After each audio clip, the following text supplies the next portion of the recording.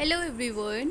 तो आज हम देखेंगे BPCC 131 ब्लॉक 4 यूनिट 7 पर्सनैलिटी।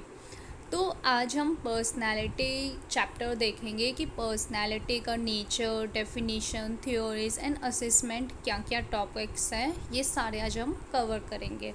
तो सबसे पहले तो हम इसका नेचर एंड डेफिनेशन देखते हैं कि पर्सनैलिटी का नेचर एंड उसकी डेफिनेशन क्या है। तो देखो, सबसे पहली चीज़ तो है ना, ये चीज़ हमें पता ही है कि जो हर एक व्यक्ति आपकी अगर फैमिली में 10 मेंबर है तो 10 मेंबर्स की भी अलग अलग पर्सनालिटी होती है। उनके अंदर एक यूनिक एबिलिटी होती है, कैपेसिटी होती है, उनकी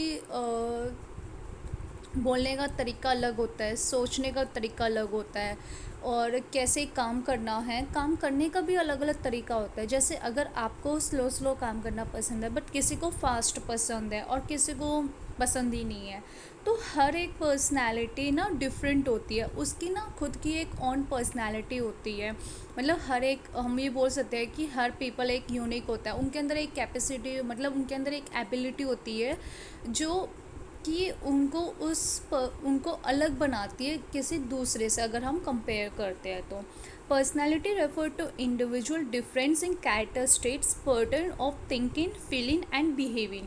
अब हमें पता है कि एक व्यक्ति का उसका कैरेक्टरिस्टिक्स ही डिफरेंस होता है, क्योंकि उसको हमें पता है कि उसकी जो थिंकिंग है वो अलग है, वो उसकी जो फीलिंग है, जो उस फील कर रहा होता है हर एक चीज़ को लेके, लव, सैड या कोई भी इमोशंस को लेके जब वो फील कर रहा होता है, वो सब डिफरेंट होता है। उसका बिहेविंग भी अलग होता है, कोई अलग तरीके से बिहेव करता है, कुछ डिफरेंट होता है, उसका अलग है, तो सबका अलग होता है।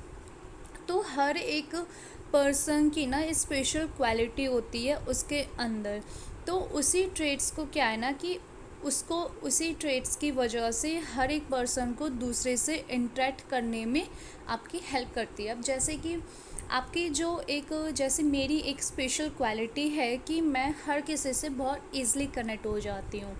तो अच्छे से बात करना, स्माइल दे के बात करना, तो ये मेरी ये क्वालिटी है कि मैं बहुत जल्दी इजली किसी से भी बात कर सकती हूँ। तो वो क्या है ना कि वो आपका कैसे आप बात करते हो, कैसे बिहेव रिस्पॉन्स करते हो, ये सारे मैटर करते हैं कि उस पर्सन का ट्रेट्स कैसा है, उसका बिहेवियर कैसा है, उसकी थॉट्स, फीलिंग्स, उसके बिहेवियर, उसी के बेसिस पे हम उसको डिस्क्राइब कर सकते हैं कि एक्चुअल में वो पर्सन कैसे चीज़ों को एक्वायर करता है, पॉसिबल होता है कि उसके हम कैसे बात करें, उसे क्या बोले क्या नहीं बोले, वो उसके थॉट्स, फीलिंग्स एंड बिहेवियर के ऊपर डिपेंड हो जाता है। तो ट्रेट्स के ना हमारे दो तरीके होते हैं, जैसे कि इंट्रोवर्ट, एक्सट्रोवर्ट एंड ये दोनों जो होते हैं ना, और लास्ट एक होता है लीडर एंड सोन। ये आपके ज़्यादातर तो हम ये बोल देते हैं ना कि कोई इंट्रोवर्ट होता है जो ज़्यादा किसी से इतना बोलता नहीं है, सिर्फ कुछ लिमिट्स के ही उसके फ्रेंड्स होते हैं, ज़्यादा किसी की भड़क नहीं लेता है, ना खुद को ज़्यादा एक्सप्रेस करने की कोशिश करता है, ना तो ज़्यादा चौधर बन का होता है ना, जैसे हम चौधर, लाइक फॉर एग्ज़ाम्पल ज़्यादा, हाँ, जैसे हम होते हैं ना कि हमें हर चीज़ में बोलने की आदत होती है। काफ़ी लोगों के ऐसे होते हैं जो नहीं भी बोलना था तब भी वो उस चीज़ में इन्वॉल्व होकर बोलते हैं, तो वो चीज़ नहीं होती है इंट्रोवर्ट में। एक्सट्रोवर्ट में ये सारी चीज़ें होती हैं, ज़्यादा फ्रेंड्स, घूमना फिरना, बहुत सारे फ्रेंड्स बनाना, हर किसी चीज़ में इन्वॉल्व होना, ज़्यादा सो बोलना वगैरह, और ये सारी चीज़ें इसमें इन्वॉल्व होती हैं। ठीक है, उसके बाद हम थ्योरीज़ देखते हैं पर्सनैलिटी की। सबसे पहले आते हैं फ्रूड पर्सनैलिटी थ्योरी। अब फ्रूड का क्या है ना कि उन्होंने ह्यूमन बिहेवियर के बारे में बताया है कि उनका सबसे इम्पोर्टेंट रोल प्ले होता है उस पर्सनैलिटी के अंदर, कि उनका एग्रेशन एंड सेक्सुअल डिज़ायर, ये दोनों ऐसी चीज़ें हैं जो सबसे ज़्यादा रोल प्ले करती है पर्सनैलिटी के अंदर। अब इसमें क्या है, सबसे पहला आता है topographic model of the psycho. अब इसमें क्या है ना कि इसमें हमारे ना 3 तरीके से माइंड को डिवाइड किया गया है। पहला conscious, pre conscious and unconscious. Conscious में क्या है ना कि हम करंट इंफॉर्मेशन को डील करते हैं अपने माइंड से कि क्या हम सोच रहे हैं, क्या फील कर रहे हैं, एंड उसके बेसिस पे हम क्या एक्शन लेने वाले हैं उस टाइम पे, उस मोमेंट पे हम किस तरीके से मूवमेंट्स देने वाले हैं, क्या सोच रहे हैं। फिर पहले वही होता है ना कि हमारे जो फील होता है, फिर हम उसके बारे में सोचते हैं एंड फिर उसके बाद हम एक्शन लेते हैं। तो हमारा कॉन्शियस माइंड उसी चीज़ को लेके डील करता है। प्री कॉन्शियस और सब कॉन्शियस एक ही चीज़ होती है। ये आपकी डील करती है वो उन सारी इंफॉर्मेशंस पे जो आपकी करंटली अवेयर नहीं होती है, उस चीज़ के ऊपर बाद में कैसे अटेंशन देना है, वो चीज़ हमारी प्री कॉन्शियस और सब कॉन्शियस में आती है। अनकॉन्शियस में आपका अनकॉन्शियस हमारा माइंड का एक पार्ट होता है जिसमें हमें ना सारे unaccepted needs, desires, motivation and feelings, ये सारी चीज़ों को लेके अनअवेयर होते हैं, जिनको भी लेके हम अनअवेयर होते हैं, उन सब चीज़ों को हमारे माइंड में स्टोर करके रख लेते हैं। क्योंकि अनकॉन्शियस हमारा सबसे ज़्यादा रोल प्ले करता है किस चीज़ में, हमारा जो भी हम एक्शन लेना होता है उस चीज़ से रिलेटेड, जो भी हमें ये होता है ना कि हम एट अ मोमेंट हम कोई भी एक्शन नहीं ले पा रहे, बट उस चीज़ को हमें ना अपने माइंड में वो स्टोर करके रख लेते हैं, जो ताकि हम बाद में उस चीज़ को लेके अगर हमें कोई एक्शन लेना है या कुछ भी करना है तो हम उसको लेके इन्फ्लुएंस कर सकें। ओके, फिर आता है हमारा इसी के अंदर second point, a structural model of our personality, जिसमें इन्होंने फ्रूड ने 3 एलिमेंट्स को डिस्क्राइब किया है। सबसे पहला ईड, ईगो एंड सुपर ईगो। ईड क्या है, वो हमारे जो बेसिक इंस्टिंक्ट्स होते हैं जैसे बायोलॉजिकल नीड्स एंड अग्रेसिव, इन सब कुछ चीज़ों को डील करने में हमारी हेल्प करता है।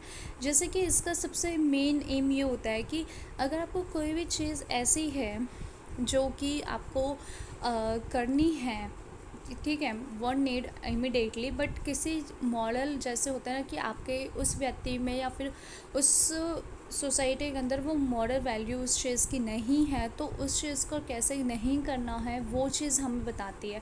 जैसे इसमें हमारी फॉर एग्ज़ाम्पल, जैसे आपको किसी चीज़ की ज़रूरत है, आपको कुछ ऐसी चीज़ें होती है हमारी लाइफ में जो हमें सर्वाइव करने में हमारे लिए बहुत इंपॉर्टेंट रोल प्ले करती है, जैसे कि sexual desire, reproduction desire and pain avoid करने में हमारी हेल्प करती है। जिस चीज़ को हमें अवॉइड करना चाहिए उसको हमें अवॉइड कराने में हमारी हेल्प करती है, एंड जिस चीज़ की हमें डिज़ायर होती है उसको फुलफ़िल करने में हमारी हेल्प करती है, क्योंकि उनके बिना हम सर्वाइव नहीं कर सकते लाइफ में। फिर आता है हमारा ईगो।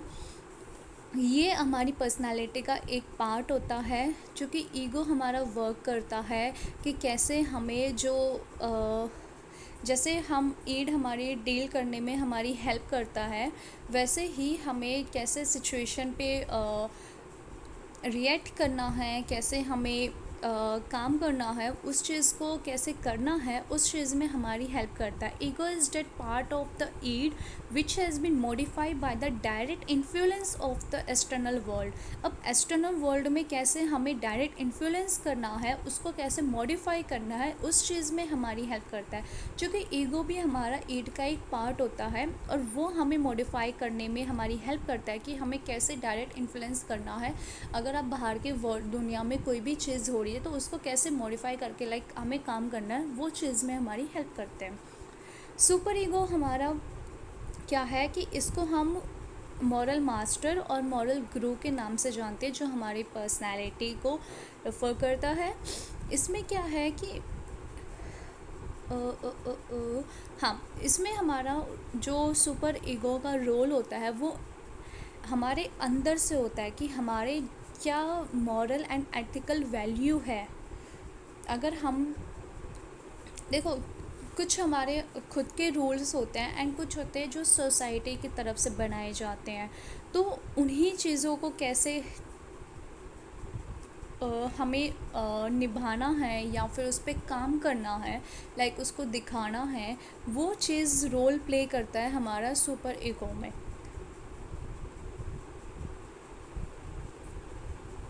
इसमें क्या है ना कि इसमें भी हमारे ना 2 सिस्टम होते हैं, कॉन्शियस एंड आइडियल सेल्फ। अब कॉन्साइंस में क्या है ना कि कॉन्साइंस में हमारा रोल इस चीज़ में रहता है कि हमें पनिश करना है या रिवॉर्ड मिला है, क्योंकि वो डिपेंड होता है कि आपका बिहेवियर कैसा है।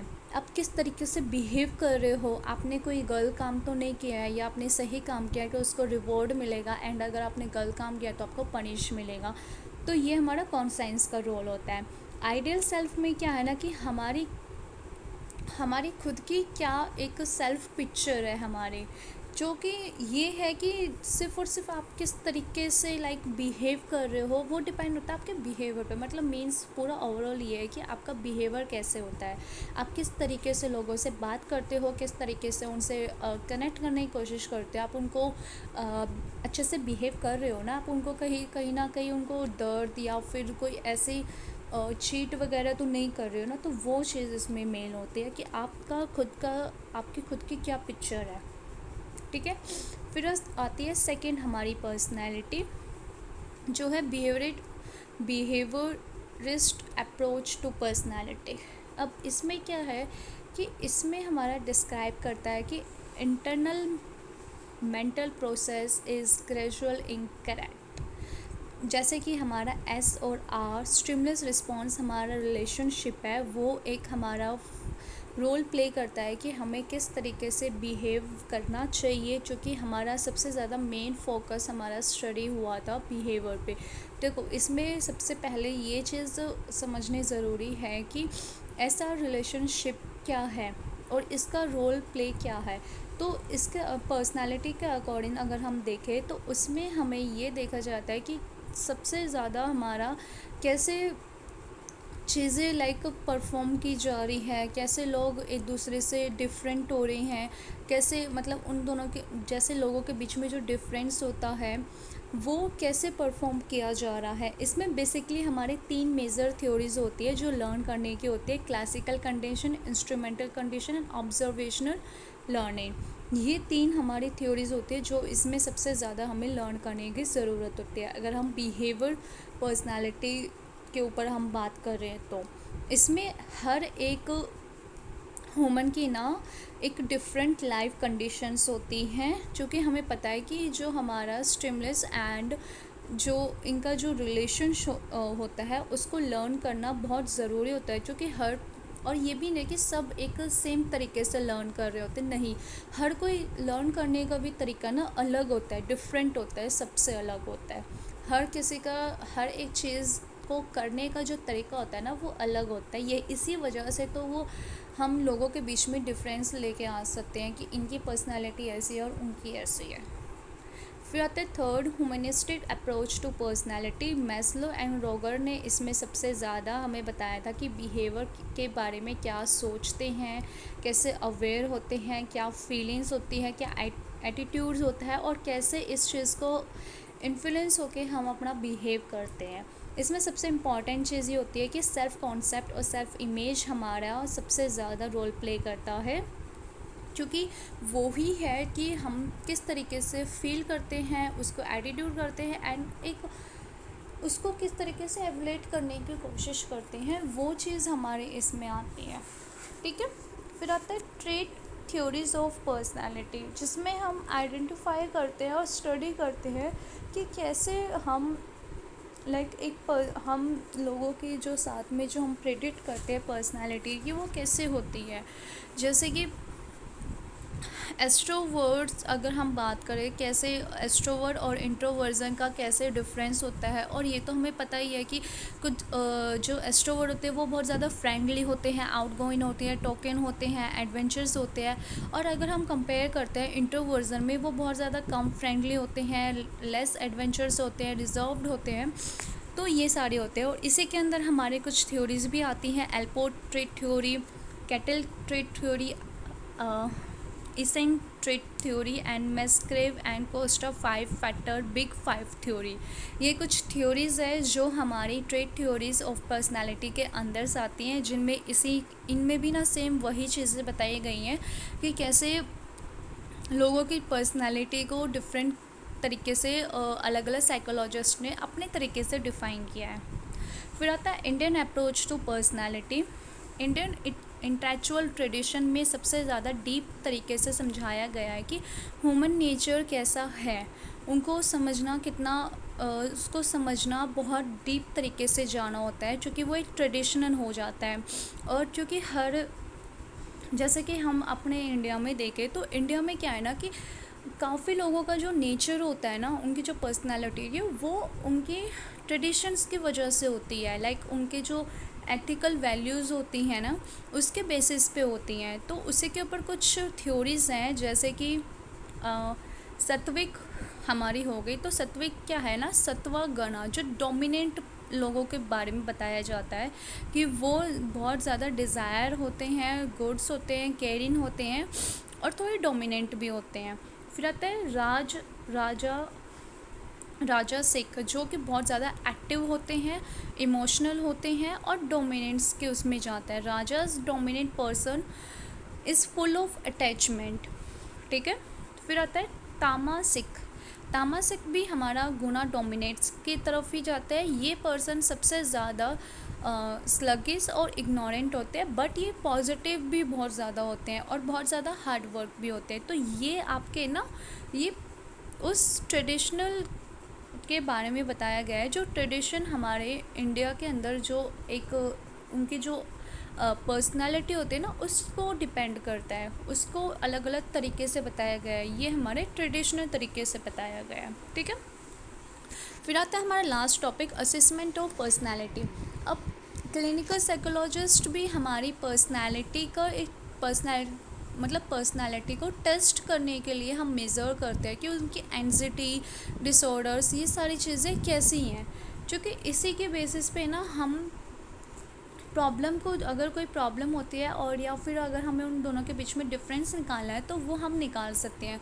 और स्कूल काउंसलर क्या है ना कि वो उस टेस्ट का यूज़ करते हैं ये अंडरस्टैंड करने के लिए कि बच्चों को हमें अगर कोई प्रॉब्लम होती है तो उसको हेल्प करने के लिए हमें कौन से चीज़ की या फिर कौन से टेस्ट की या फिर कौन से डिसीजंस की ज़रूरत है जिससे हम बच्चों के प्रॉब्लम को सॉल्व कर सकें। जैसे refine clinical diagnosis structure and inform psychological intervention, increase the accuracy of behaviour prediction in a variety of contest and sitting. ठीक है। ये पॉइंट्स हमारे आते हैं जिसमें हम बच्चों को प्रॉब्लम्स को, अगर कोई पर्सनालिटी प्रॉब्लम होती है तो उसको कैसे हेल्प करना है, वो चीज़ें हम इसमें करते हैं। और इसके अंदर कुछ टेस्ट होते हैं जो होता है paper and pencil test and projective techniques. तो ये था हमारा overall chapter 7 personality, and hope आप सबको समझ में आया होगा।